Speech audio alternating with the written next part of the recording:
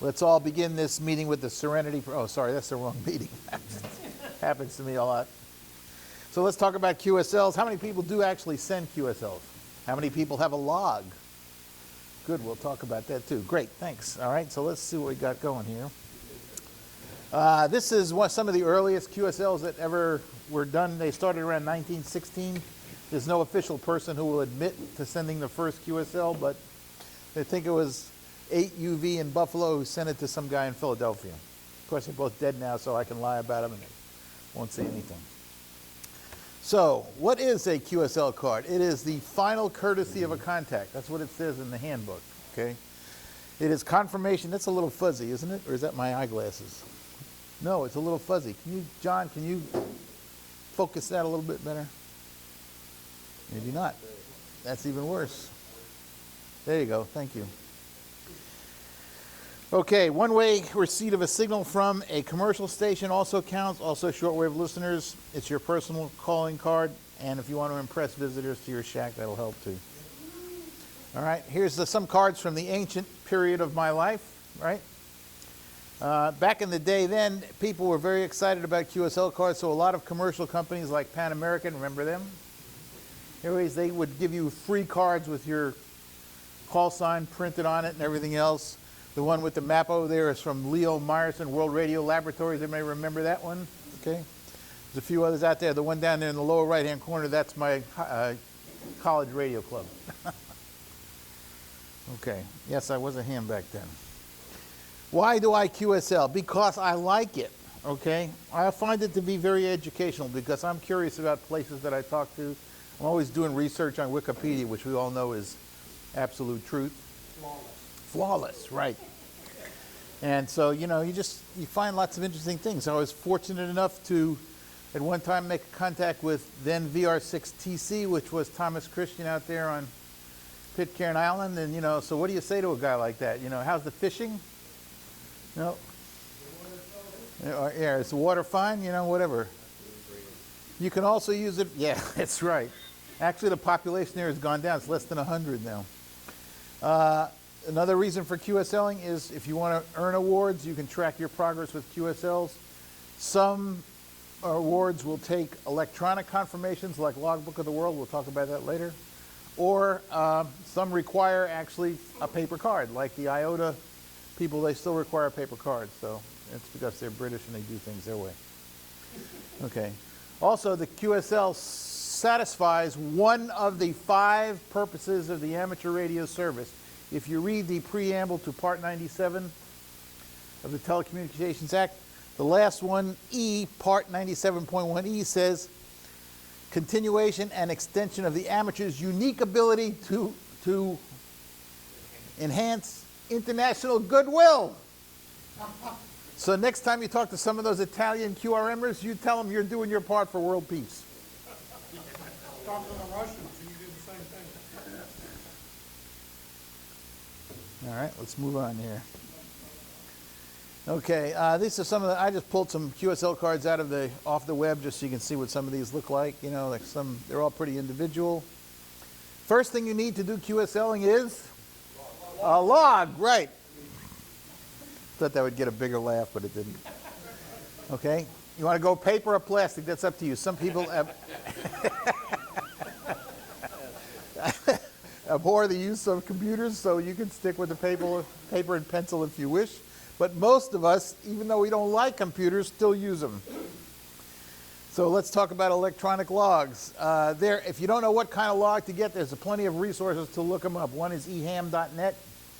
They have a whole list of all the known logging programs in the entire universe. This is just one sample page over here.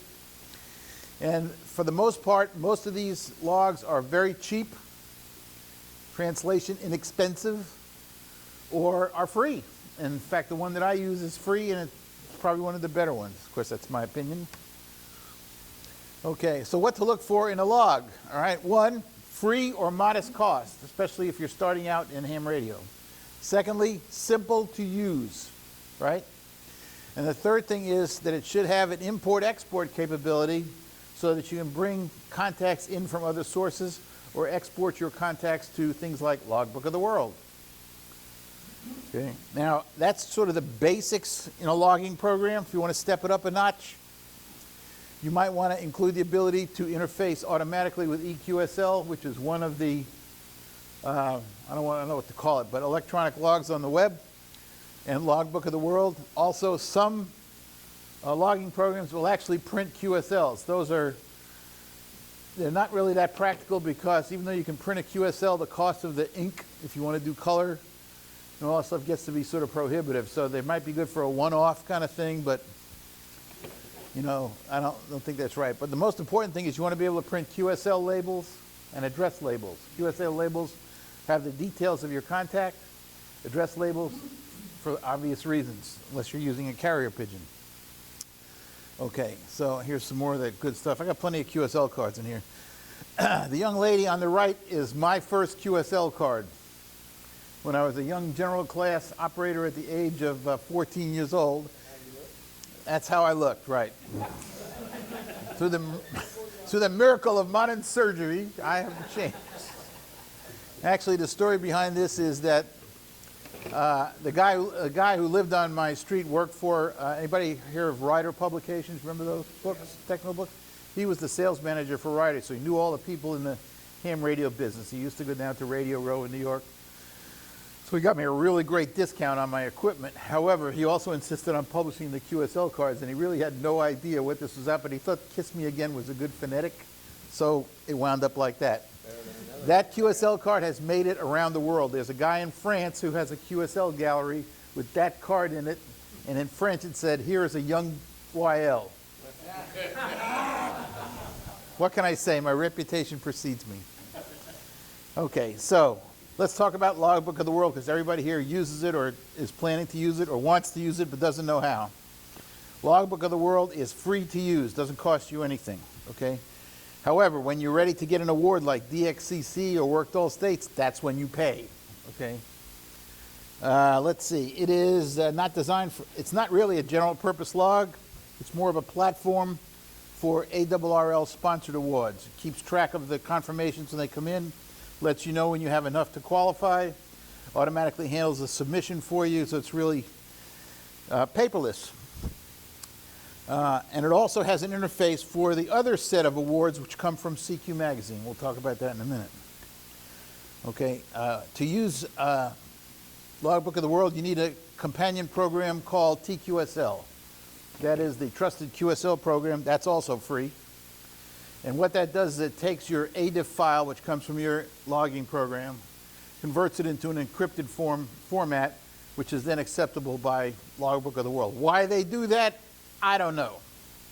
But it seems like an unnecessary step to me, but it's their deal. Okay? Explain, quickly. It's all because of security. Right, I know that. The only way to do it with a computer is to have the encryption. Right, I know that. Therefore, you have an encrypted app on your end that interfaces to the encrypted app at the ARRL. Right. Satisfies the encryption. Okay, explain to me why they send you the password on a postcard. It's part of the way of getting it. I never could get that part. But anyway, TQSL is in your computer. Some logging programs will actually interface directly with TQSL so that the upload to Logbook of the World is relatively seamless. Okay, here's what the Logbook of the World page looks like. On the left, you have the query panel. If you want to search for something, you can search for a particular call sign, range of dates, latest QSLs, latest QSOs you uploaded, and so on. On the right, that's sort of the results page that you get, one of them. Okay, the other guy is EQSL. EQSL is a competitor to Logbook of the World. You could think of it that way anyway, because Logbook of the World does not recognize any QSLs that come from EQSL. Okay, and they were working towards getting together when CQ Magazine sort of fell apart about a year and a half ago. So that's the main page for EQSL. The top left-hand corner is your inbox where stuff comes in. The outbox is pretty familiar. Not very tricky. I love when this happens. Okay, so here it is. Now, to use EQSL, the basic membership is free. But because they are not the American Radio Relay League, they ask for, quote, donations to get up to the higher levels where you have more capability. For example, if you are at least a bronze or silver member, you get to be able to design your own QSL card that you can send out by EQSL. There's an, That's one of the differences between them, that you can QSL and EQSL? yes, you can. You can actually send a card from your deal like that. Yep. You can upload your ADEF file, send your QSL's art. And the other thing is that unlike ARRL, you can see the others who are responding to you like this. This is what your inbox looks like once you open it up. So on the right-hand side, the last column there where you have the green check mark and the X, those are people that are requesting a card from you. Okay, and you can either check the green, hit the green button, which will pop up a little box, and you can enter the date and time of your QSO. You can cheat with this system because if you look over on the left-hand, the third column from the left, you'll see the date and time of the QSO that they're requesting from you. So all you got to do is match that within 15 minutes, and it's a contact. It's a confirmation. I uploaded about 3,000 of them. And then I get, every once in a while, I get one guy who says, You're not in his log. yeah, I'm not in his zone. Right. How the hell did he look it up and have time to do all that shit? I don't know, but that happens. I've gotten those too. I just ignore those when I get them. Okay? And on the right-hand side, there's a box that says archive, and those are with nothing next to them. Those are cards that are coming back to you that you've already sent out somehow. And all you have to do is check the box, and they go into the archive folder and never to be heard from again. The nice thing about EQSL is on the left-hand side, there's a display button for each card. And so if you want to capture the image of the card the guy sent you, you can click on that button and save it as a JPEG in your computer. And I've been saving those ever since I've been a member. I have a zillion of them. And what I do is I have an electronic picture frame, and I have a memory stick, and I copy them all out to my memory stick, stick them on there, and they just run randomly, contiguously all day long, and it's very impressive to people who don't know what they're looking at. It is. I've had lots of compliments about it. Gee, that's really nice, you know, okay. Screensaver, right. Yeah, they do. And then you get to tell them the whole story, you know. It's just 3 or 4 beers, they give up already.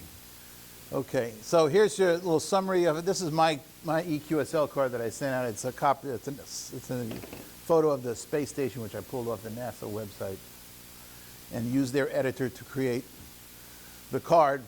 You could say that EQSL is a competitor to Logbook of the World. At least they seem to think so. It's not recognized by ARRL, so they have their own EQSL awards. They got EQSL DX, they got EQSL Worked All States, they got, you know, all that. However, EQSL confirmations are recognized by CQ Magazine for things like Worked All Zones, Worked All Prefixes, and the Worked All USA Counties Award. So it's nice because I got my Worked All PXs, whatever the prefixes, that way, and it's nice because I didn't have to send out any paper. You know, when I got 400, I just sent them the thing and they did it. And some money, right? The money was for the plaque. Okay, so this is my approach to QSLing because I like doing it. So I always try to. I prefer paper. I always try to send out paper whenever I can. I no longer send paper to U.S. guys, but I do Logbook of the World for them because I've got plenty of U.S. states, and you know that's it. But I do paper cards to as many DX stations as I can where they want them, okay? It can be expensive, but, you know, that's just my thing.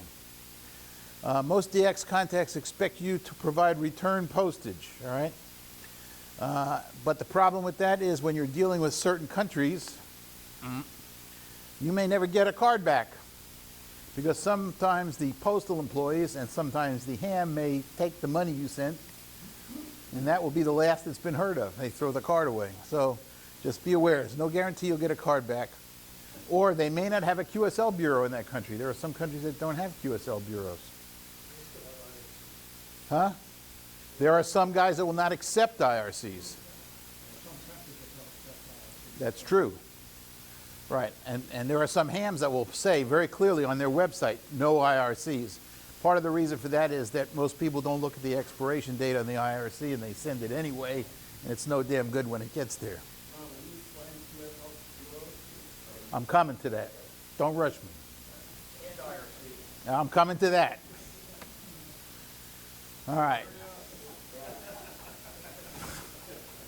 Well, if it didn't take so long for the damn drawings, I'd be done by now. All right. So when I send a card, this is my old card with my old call sign. I still have this same card I use. I took this picture at a rodeo up in Idaho Falls. So when I send a card, I want my card to stand out because I know that here comes another U.S. card. You know, that's the attitude. So I want my card to stand out so maybe he'll be motivated to send me a card back. So it's professionally printed. I usually send it direct.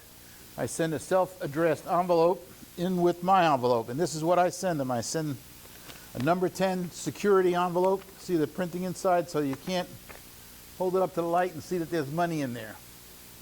Okay? And I send them back a number 6 security envelope with the return address on it. Okay? I do not put my call sign on this, and I do not put the other guy's call sign on this because postal workers, they recognize ham call signs, and they'll want to steam this thing open if they think it's got money in it. Now, this will get you about 99.9% of the cards that are returned, because most people send QSL cards about the same size we do. However, some countries send this size. Huh? Some Brits, but most Brits I've talked get now, I get regular cards. The ones that send these cards most often for me are the Japanese. Okay, so sometimes it'll say on the website, send this kind of card, this kind of envelope. So the worst thing that could happen to you if you send this envelope is they'll fold the card. Okay? So, glad you asked me that question. They're called green stamps. Yes. Sometimes $3 bills, sometimes $2 bills, it depends. Sometimes they'll say explicitly on their website.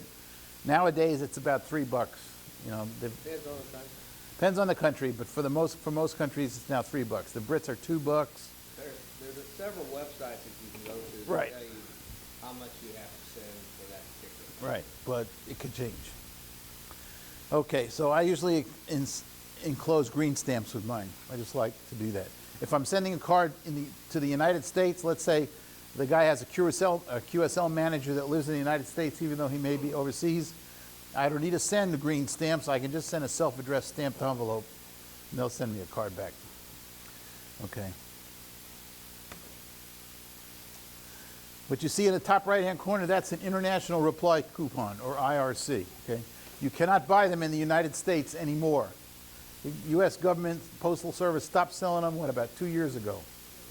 Yes. You can get them from some QSL. You can get them from some, over the internet from some QSL managers who buy them from other countries. They're still good if you get them from a foreign country. They're still good when you send them to the other country. They just can't be expired.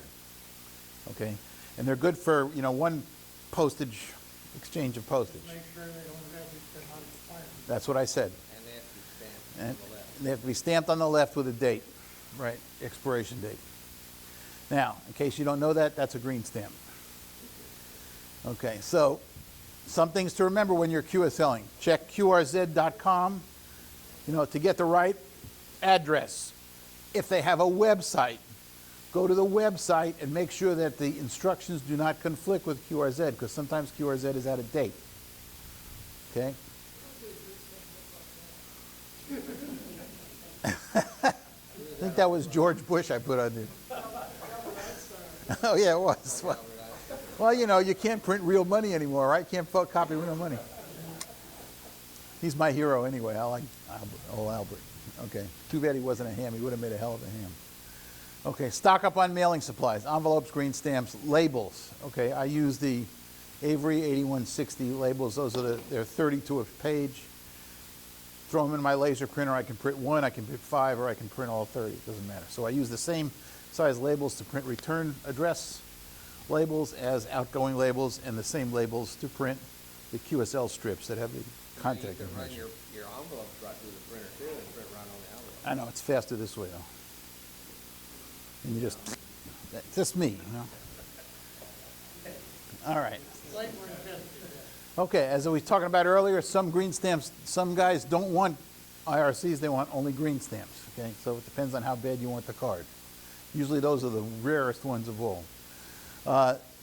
Some people try to send U.S. postage as return postage for the other. That doesn't work, okay? That's like sending, you know, green stamps are negotiable, but U.S. postage is not, so don't send U.S. postage. Now, there are places where you can buy foreign postage, and you can put foreign postage in the envelope. Uncanceled foreign postage, by the way. All right.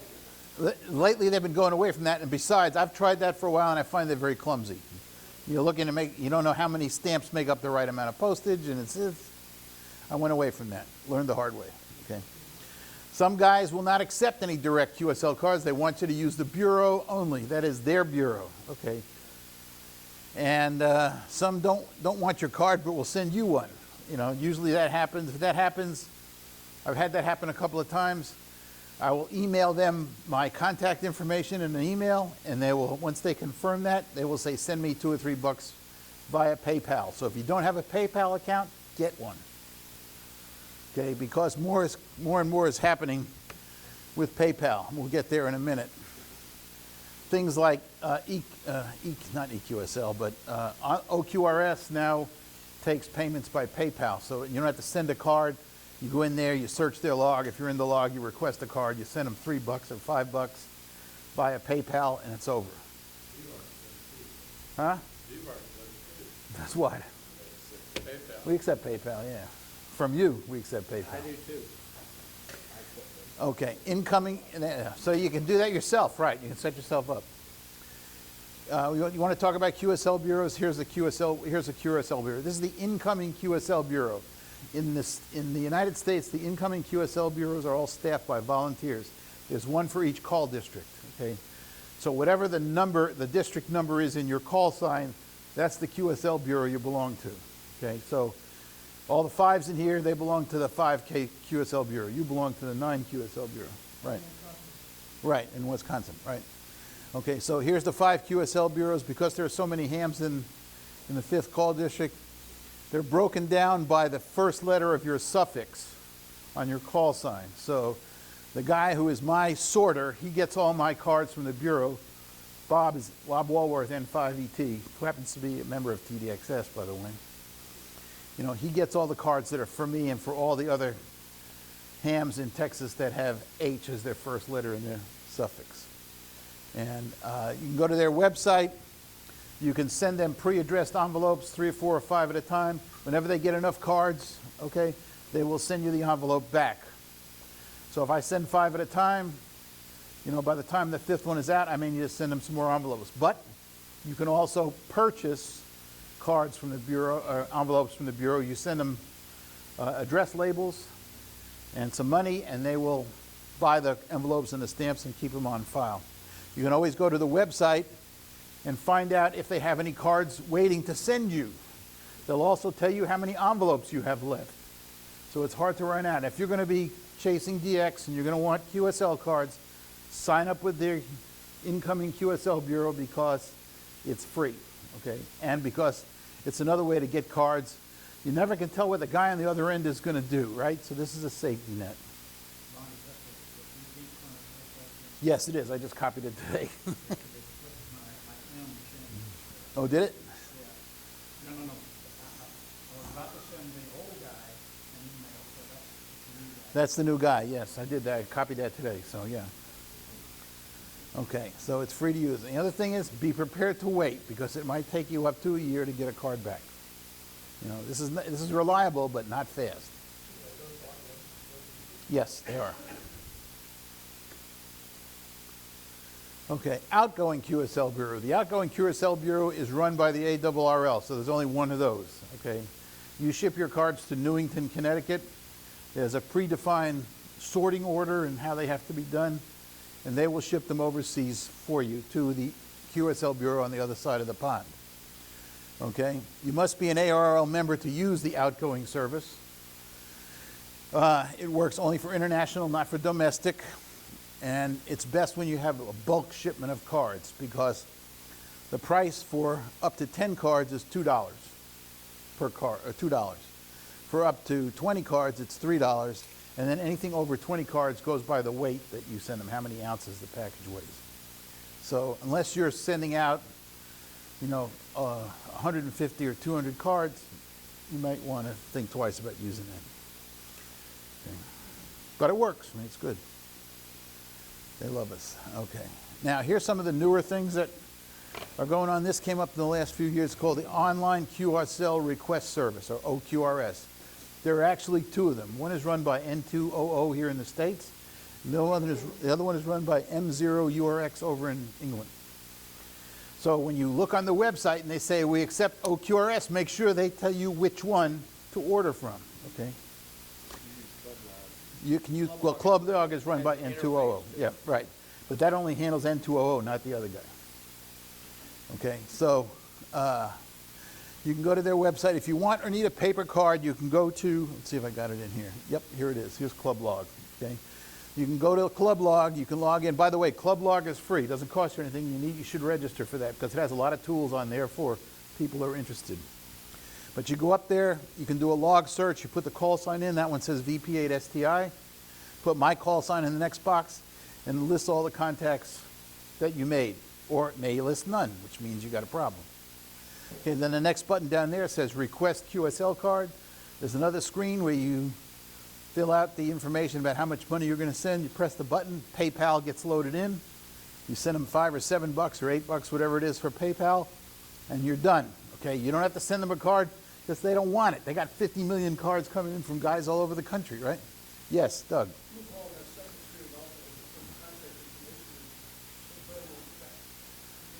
Right. Yes. Yeah. You have to select the time. You have to give them the time. Actually, they have the band and they have the whether it's what in the mode, but you have to give them the time, date and time, and you have to match within 15 minutes. So if your clock's off a little bit, you can do that. Well, you can cheat, but it gets expensive because you have to send them $7 every time you get it wrong. Well, I actually did that on Logbook of the World, where I said, I know I worked this guy, and I can't get a confirmation. So I finally started sending, uploading contacts either side of the time till I hit it. But I know it was there. So was I cheating? Well, yeah, maybe. I don't know. That's one thing that's different about Logbook of the World. You cannot, once you upload a contact, you can't change it. Okay. So if you make a typo and you mistake, or something, you have to upload another contact. So you get one out there that's kind of a hanger-on. Okay. It can, right. So here's Club Log. Club Log is a really cool tool because it has many tools for the DXer. Okay, it's free to join. You get access to OQRS, that's the N2OO version.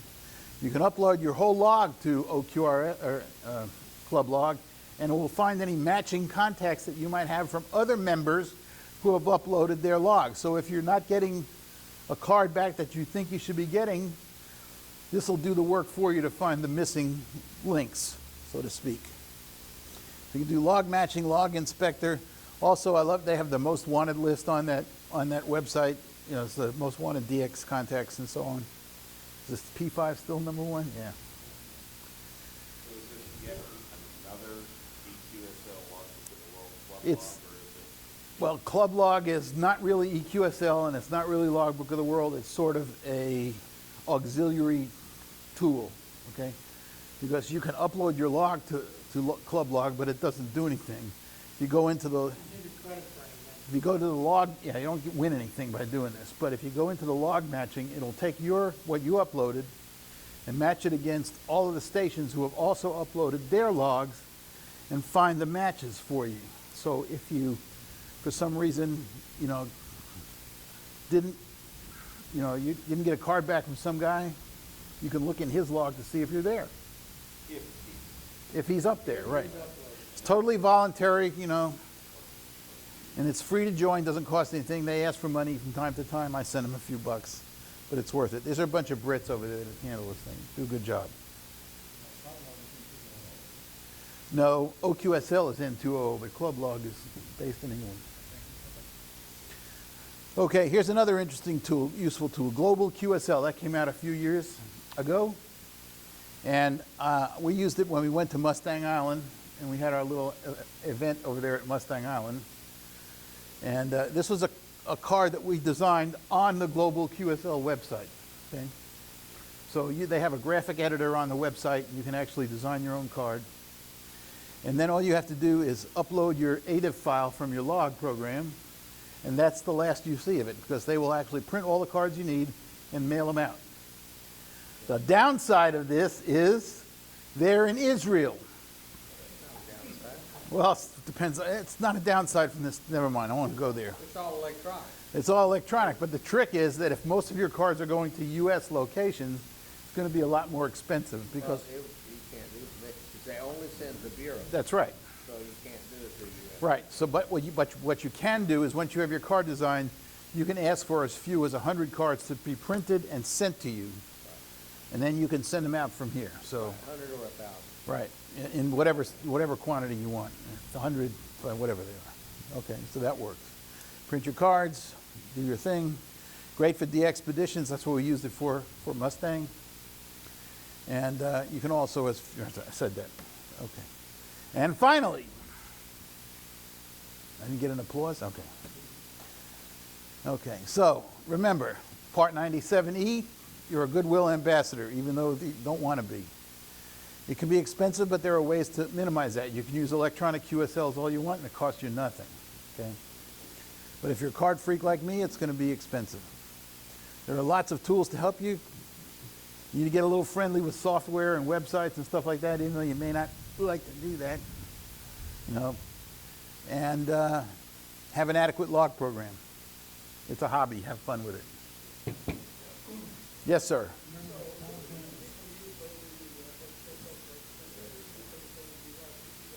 Yeah. I use KB3 IFH. Yeah, he's in Pennsylvania. Does a good job. He printed the N0D cards we did a couple of years ago. He prints my card. And he printed the KK5W card that we use at museum ships. Yes, UW5 or UX5. UX5 UO. He's cheaper, okay, but he's over there. Probably uses slave labor, but I use him, and he's really clever. I like he He- to auto him. He said basically it will take 18 days after you send him. he does do a good job. I'll say that for him. I haven't heard anything bad about him. Right. And he's in they call him.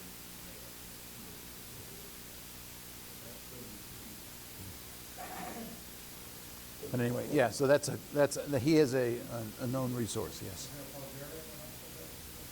LZ1JZ. You can go out on the web and you can Google all those guys and find out there. Huh? Is he any better than the Russian? 6 more, half dozen of the other. They're all the same. The funny thing about the printing business is, they all print on the same paper. They all print with the same colors. It's just a matter of who you like. All about the same price. Some of it better than women. Well, you may be right. Actually, I didn't bring my favorite picture from France, but didn't know if there were any kids here. Ron, did you get do you know of any files that you put labels on for multiple fields? Yes. The QSL program that I use, the logbook that I use, will print up to 4 QSOs on one label. Right. You use the same size label, the whatever the 81. Yeah. And it'll print up to 4 QSOs on one label for that. Yeah. Right. Yeah. 30 on a sheet.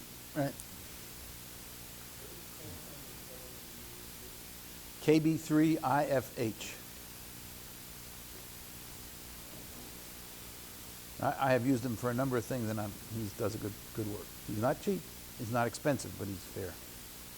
And he will help you with the design of the card, too, and not charge you anything for that. What line you put in I use DX Labs. That's free. It's got 6 modules in it. Only one is the logbook piece.